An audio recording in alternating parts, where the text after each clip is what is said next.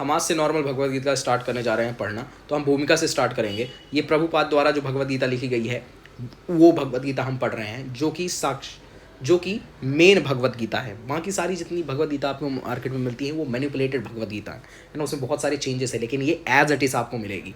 ठीक है, जैसा भगवान ने हमें दिया था उसी तरह से प्रभुपाद ने हमें दिया है ये भगवद गीता।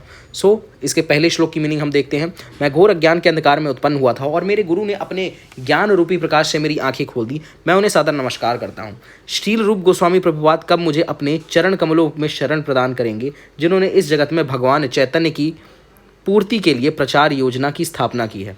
ठीक है, अब हम अगला श्लोक देखते हैं। श्लोक हम छोड़ेंगे, हम सिर्फ उसका हिंदी अनुवाद देखेंगे। ठीक है, फिर क्या है, मैं अपने गुरु के चरण कमलों तथा समस्त वैष्णवों के चरणों को नमस्कार करता हूँ। मैं श्रील रूप गोस्वामी तथा उनके अग्र सनातन गोस्वामी एवं साथ ही रघुनाथ दास, रघुनाथ भट्ट, गोपाल भट्ट एवं शील जीव गोस्वामी के चरण कमलों को सादर नमस्कार करता हूँ।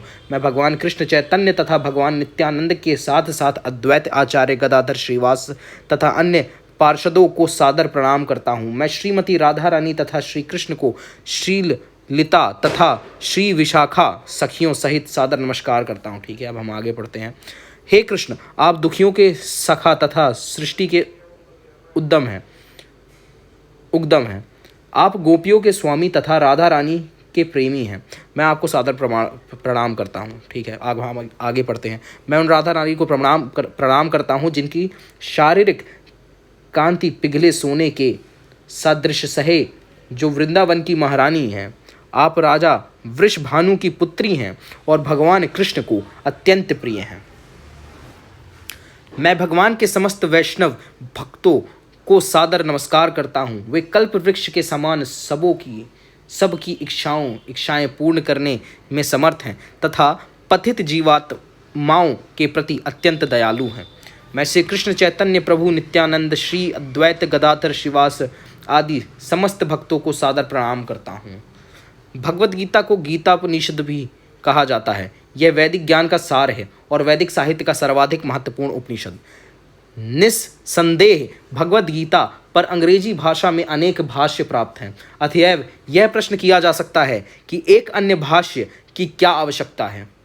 इस प्रस्तुत संस्करण का प्रयोजन इस प्रकार बताया जा सकता है। हाल ही में एक अमेरिकी महिला ने मुझसे भगवद गीता के एक अंग्रेजी अनुवाद की संस्कृति चाही।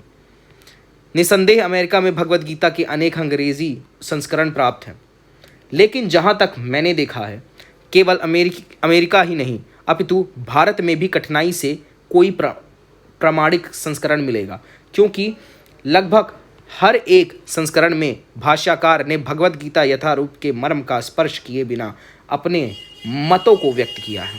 भगवद गीता मर्म भगवद गीता में ही व्यक्त है। यह इस प्रकार है, यदि हमें किसी औषधि विशेष का सेवन करना हो तो उस पर लिखे निर्देशों का पालन करना होगा। हम मनमाने ढंग से या मित्र की सलाह से औषधि नहीं ले सकते। इसका सेवन लिखे हुए निर्देशों के अनुसार या चिकित्सक के आदेशानुसार करना होता है। इसी प्रकार भगवद गीता को इसके वक्ता द्वारा दिए गए निर्देशानुसार ही ग्रहण या स्वीकार करना चाहिए। भगवद गीता के वक्ता भगवान श्री कृष्ण, भगवद गीता के प्रत्येक पृष्ठ पर उनका उल्लेख भगवान के रूप में हुआ है। निसंदेह भगवान शब्द कभी कभी किसी भी अत्यंत शक्तिशाली व्यक्ति या किसी शक्तिशाली देवता के लिए प्रयुक्त होता है, और यहाँ पर भगवान शब्द निश्चित रूप से भगवान श्री कृष्ण को एक महान पुरुष के रूप में सूचित करता है। किंतु साथ ही हमें यह जानना होगा कि भगवान श्री कृष्ण पूर्ण पुरुषोत्तम भगवान हैं, जैसे कि शंकराचार्य, रामानुजनाचार्य, मध्याचार्य, निम्बार्क स्वामी, श्री चैतन्य महाप्रभु तथा भारत के वैदिक ज्ञान के अन्य विद्वान आचार्य ने पुष्टि की है। भगवान ने भी स्वयं भगवद गीता में अपने को परम पुरुषोत्तम भगवान कहा है, और ब्रह्मा संहिता में तथा अन्य पुराणों में, विशेषतया श्रीमद् भगवद गीता में, जो भगवत पुराण के नाम से विख्यात है, ये इसी रूप में स्वीकार किए गए हैं। श्री कृष्ण भगवान स्वयं। अतः भगवद गीता हमें भगवान ने जैसे बताई है वैसे ही स्वीकार करना चाहिए। है कि भगवद गीता कि यह योग पद्धति सर्वप्रथम सूर्य देव को बताई गई है। सूर्य देव ने इसे मनु को बताया और मनु ने इसे इक्ष्वाकु को बताया। इस प्रकार गुरु परंपरा यह योग पद्धति एक वक्ता से दूसरे वक्ता तक पहुंचती रही, लेकिन कालांतर में यह छिन्न भिन्न हो गई। फलस्वरूप भगवान को इसे फिर से बताना पड़ रहा है, इस बार अर्जुन को कुरुक्षेत्र के युद्ध स्थल में। वे अर्जुन से कहते हैं कि मैं तुम्हें यह परम रहस्य इसलिए प्रदान कर रहा हूं क्योंकि तुम मेरे भक्त तथा मित्र हो। इसका तात्पर्य यह है कि भगवद गीता ऐसा ग्रंथ है जो विशेष रूप से भगवत के लिए है, भगवत भक्त के निमित्त है। अध्यात्मवादियों की 3 श्रेणियां हैं, ज्ञानी, योगी तथा भक्त, या निर्विशेषवादी, ध्यानी और भक्त। यहाँ पर भगवान अर्जुन से स्पष्ट कहते हैं कि वे इसे इस नवीन परंपरा, गुरु परंपरा का प्रथम पात्र बना रहे हैं क्योंकि प्राचीन परंपरा खंडित हो गई थी। अतएव यह भगवान की इच्छा थी कि सूर्य देव से चली आ रही विचारधारा की दिशा में ही अन्य परंपरा स्थापित की जाए, और उनकी यह इच्छा थी कि उनकी शिक्षा को वितरण अर्जुन द्वारा नए सिरे से हो। वे चाहते थे कि अर्जुन भगवद गीता ज्ञान का प्रामाणिक विद्वान बने। अतएव हम देखते हैं कि भगवद गीता का उपदेश अर्जुन को विशेष रूप से दिया गया क्योंकि अर्जुन भगवान का भक्त, प्रत्यक्ष शिष्य तथा घनिष्ठ मित्र था। अतएव जिस व्यक्ति में अर्जुन जैसे गुण पाए जाते हैं वह गीता को सबसे अच्छी तरह समझ सकता है। कहने का तात्पर्य यह है कि भक्त को भगवान से प्रत्यक्ष रूप से संबंधित होना चाहिए। ज्यों कि कोई भगवान का भक्त बन जाता है त्यों ही उसका सीधा संबंध भगवान से हो जाता है। यह एक अत्यंत विशद विषय है, लेकिन संक्षेप में यह बताया जा सकता है कि भक्त तथा भगवान के मध्य 5 प्रकार का संबंध हो सकता है। भगवान के मध्य, है ना, भक्त और भगवान के मध्य 5 प्रकार का संबंध हो सकता है। पहला, कोई निष्क्रिय अवस्था में भक्त हो सकता है। दूसरा, कोई सक्रिय अवस्था में भक्त हो सकता है। तीसरा, कोई सखा रूप में भक्त हो सकता है। चौथा, कोई माता या पिता के रूप में भक्त हो सकता है। और 5वां, कोई दंपति प्रेमी के रूप में भक्त हो सकता है। कौन कौन से हो सकता है? पहले अवस्था कौन कौन हो सकती है? भक्त हो सकता है ना, भक्त हो गया। दूसरी अवस्था कौन सी हो गई? सक्रिय अवस्था में भक्त हो सकता है। और पहला निष्क्रिय अवस्था में भक्त हो गया। फिर क्या है? फिर कोई सखा के रूप में हो सकता है, कोई माता या पिता के रूप में भक्त हो सकता है, कोई दंपति प्रेमी के रूप में भक्त हो सकता है। अर्जुन का कृष्ण से संबंध सखा के रूप में था। निसंदेह इस मित्रता, सख्य भाव तथा भौतिक जगत में अर्जुन का कृष्ण से संबंध सखा रूप में था। निसंदेह इस मित्रता तथा भौतिक जगत में प्राप्य मित्रता में आकाश पाताल का अंतर है। यह दिव्य मित्रता है जो हर किसी को प्राप्त नहीं हो सकती। निसंदेह प्रत्येक व्यक्ति का भगवान से सीधा संबंध होता है और यह संबंध भक्ति की पूर्णता से ही जागृत होता है। किंतु वर्तमान जीवन की अवस्था में हमने न केवल भगवान को भुला दिया, अपितु हम भगवान के साथ अपने शाश्वत संबंध को भी भूल चुके हैं। लाखों करोड़ों जीवों में से प्रत्येक जीव का भगवान के साथ नित्य विशिष्ट संबंध है। यह स्वरूप कहलाता है। भक्ति योग की प्रक्रिया द्वारा यह स्वरूप जागृत किया जा सकता है। तब यह अवस्था स्वरूप सिद्धि कहलाती है। यह स्वरूप की अर्थात स्वाभाविक या मूलभूत स्थिति की पूर्णता कहलाती है। अतएव अर्जुन भक्त था और मैत्री में वह भगवान के संपर्क में था। हमें इस बात पर विशेष ध्यान देना चाहिए कि अर्जुन ने भगवद गीता को किस तरह ग्रहण किया। इसका वर्णन 10वें अध्याय में इस प्रकार है। अर्जुन ने कहा, आप भगवान परम धाम, पवित्रतम, परम सत्य हैं। आप शाश्वत, दिव्य आदि पुरुष, आजन्मा तथा महानतम। नारद असित देवल तथा देव, नारद असित देव, क्या? नारद असित देव, देवल था।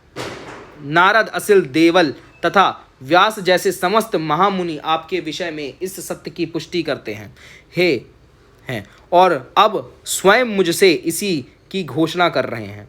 हे कृष्ण, आपने जो कुछ कहा उसे पूर्ण रूप से मैं सत्य मानता हूँ। हे प्रभु, ना तो देवता और ना असुर ही आपके व्यक्तित्व को समझ सकते हैं। भगवान से भगवत गीता सुनने के बाद अर्जुन ने कृष्ण को परम ब्रह्म स्वीकार कर लिया। प्रत्येक जीव ब्रह्मा है, लेकिन परम पुरुषोत्तम भगवान परम ब्रह्मा है। परम धाम का अर्थ है कि वे सबके परम आश्रय या धाम हैं। पवित्रतम का अर्थ है कि वे शुद्ध हैं और भौतिक कल्मशा से आरंजित हैं। पुरुषम का अर्थ है कि वे परम भोक्ता हैं। शाश्वतम अर्थात सनातन, दिव्यम अर्थात दिव्य, आदि देवम भगवान, अजम अजन्मा तथा विभुम अर्थात महानतम। कोई यह सोच सकता है चूंकि कृष्ण अर्जुन के मित्र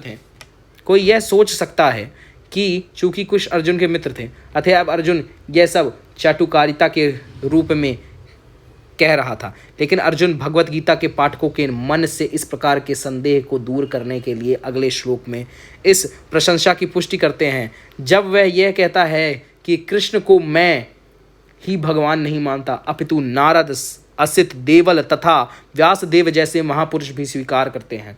ये सब महापुरुष हैं जो समस्त आचार्यों द्वारा स्वीकृत वैदिक ज्ञान का विवरण करते हैं। अतएव अर्जुन कृष्ण से कहता है कि वे जो कुछ भी कहते हैं उसे वह पूर्ण सत्य मानता है। सर्वमेत धृत मन्ये, आप जो कुछ कहते हैं उसे मैं सत्य मानता हूँ। अर्जुन यह भी कहता है कि भगवान के व्यक्तित्व को समझ पाना बहुत कठिन है। यहाँ तक कि बड़े बड़े देवता भी उन्हें नहीं समझ पाते। अतएव मानव भक्त बने बिना भगवान श्री कृष्ण को कैसे समझ सकता है। अतएव भगवद गीता को भक्ति भाव से ग्रहण करना चाहिए। किसी को यह नहीं सोचना चाहिए कि वह कृष्ण के तुल्य है, ना ही यह सोचना चाहिए कि कृष्ण सामान्य पुरुष है या कि एक महानतम व्यक्ति है।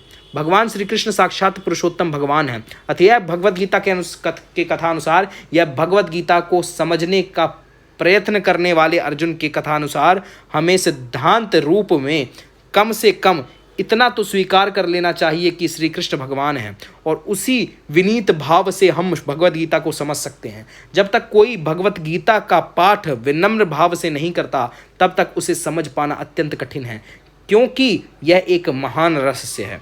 तो भगवद गीता क्या है? भगवद गीता का प्रयोजन मनुष्य को भौतिक संसार के अज्ञान से उभारना है। प्रत्येक व्यक्ति अनेक प्रकार की कठिनाइयों में फंसा रहता है। जिस प्रकार अर्जुन भी कुरुक्षेत्र में युद्ध करने के लिए कठिनाई में था, अर्जुन ने कृष्ण की शरण ग्रहण कर ली। फलस्वरूप इस भगवद गीता का प्रवचन हुआ। न केवल अर्जुन वरण हम में से प्रत्येक व्यक्ति इस भौतिक अस्तित्व के कारण चिंताओं से पूर्ण है। हमारा अस्तित्व ही अनिश्चितत्व के परिवेश में है। वस्तुतः हमें अनिश्चितत्व से भयभीत नहीं होना चाहिए। हमारा अस्तित्व सनातन है, लेकिन हम किसी न किसी कारण से असत में ढाल दिए गए हैं। असत का अर्थ उससे है जिसका अस्तित्व नहीं है।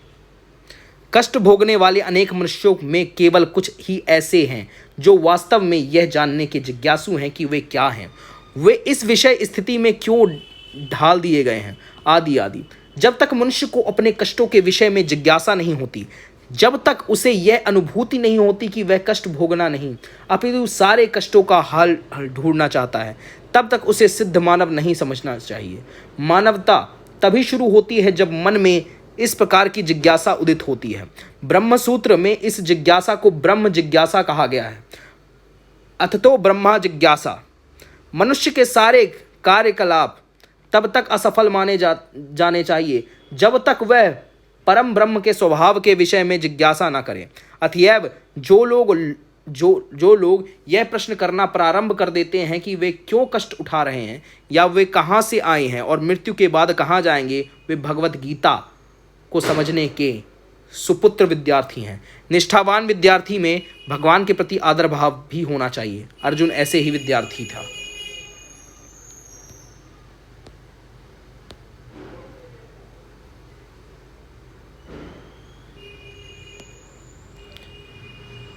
जब मनुष्य जीवन के वास्तविक प्रयोजन को भूल जाता है तो भगवान कृष्ण विशेष रूप से उसे प्रयोजन की पुनः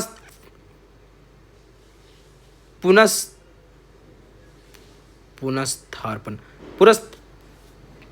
पुनःस्थापना के लिए अवतार लेते हैं। तब भी असंख्य जागृत हुए लोगों में से, क्या यहाँ पे लिखा हुआ है, जब मनुष्य जीवन के वास्तविक प्रयोजन को भूल जाता है तो भगवान कृष्ण विशेष रूप से उस प्रयोजन की पुनर्स्थापना के लिए अवतार लेते हैं।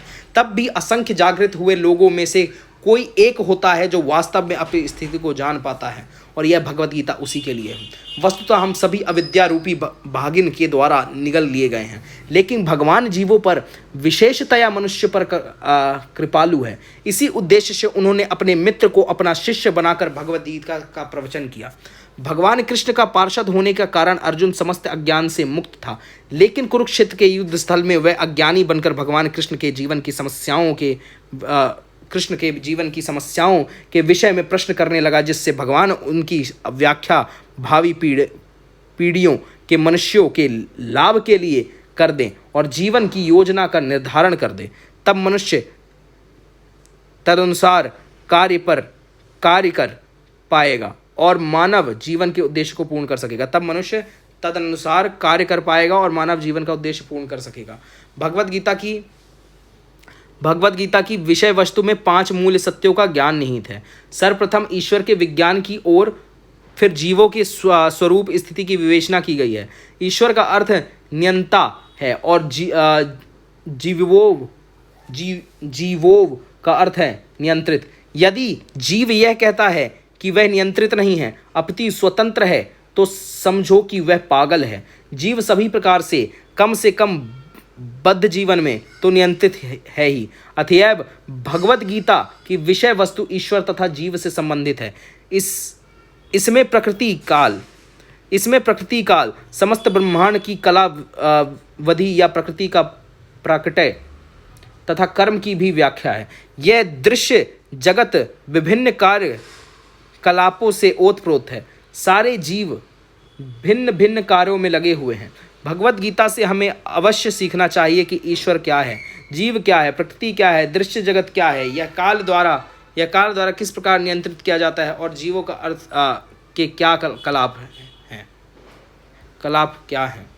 भगवद गीता की इन 5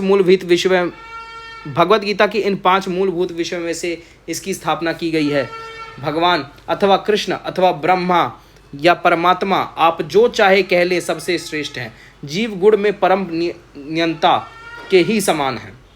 उदाहरणार्थ जैसे कि भगवद गीता के भिन्न अध्यायों में बताया जाएगा, भगवान भौतिक प्रकृति के समस्त कार्यों के उपकार नियंत्रण रखते हैं। भौतिक प्रकृति स्वतंत्र नहीं है, वह परमेश्वर की अध्यात्मकता में कार्य करती है। जैसे कि भगवान कृष्ण कहते हैं, मयाध्यक्षेण प्रकृति है सूर्यते सचराचरम। भौतिक प्रकृति मेरी अध्यक्षता में कार्य करती है। जब हम दृश्य जगत में विचित्र बातें घटते देखते हैं तो हमें यह जानना चाहिए कि इस जगत के पीछे नियता का हाथ है। बिना नियंत्रण के कुछ भी हो पाना संभव नहीं। नियता को ना मानना बचपना होगा। उदाहरणार्थ एक बालक सोच सकता है कि स्वतोचालित यान विचित्र होता है क्योंकि यह बिना घोड़े के या खींचने वाले पशु से चलता है, किंतु अभिज्ञ व्यक्ति स्वतोचालित यान की अभियांत्रित व्यवस्था से परिचित होता है। वह सदैव जानता है कि इस यंत्र के पीछे एक व्यक्ति, एक चालक होता है। इसी प्रकार परमेश्वर वह चालक है जिससे निर्देशन में सब कुछ चल रहा है। भगवान ने जीवों को अपने अंश रूप में स्वीकार किया है। जैसे कि हम अगले अध्यायों में देखेंगे, सोने का एक कण भी सोना है, समुद्र के जल की बूंद भी खारी होती है। इसी प्रकार हम जीव भी परम नियता ईश्वर या भगवान श्री कृष्ण के अंश होने के कारण सूक्ष्म ईश्वर या अधीनस्थ ईश्वर हैं। हम प्रकृति पर नियंत्रण करने का प्रयास कर रहे हैं और इस समय हम अंतरिक्ष या ग्रहों को वश में करना चाहते हैं और हमें नियंत्रण रखने की यह प्रवृत्ति होती है। लेकिन हमें यह जानना चाहिए कि हम परम नियता नहीं हैं। इसकी व्याख्या भगवद गीता में की गई है।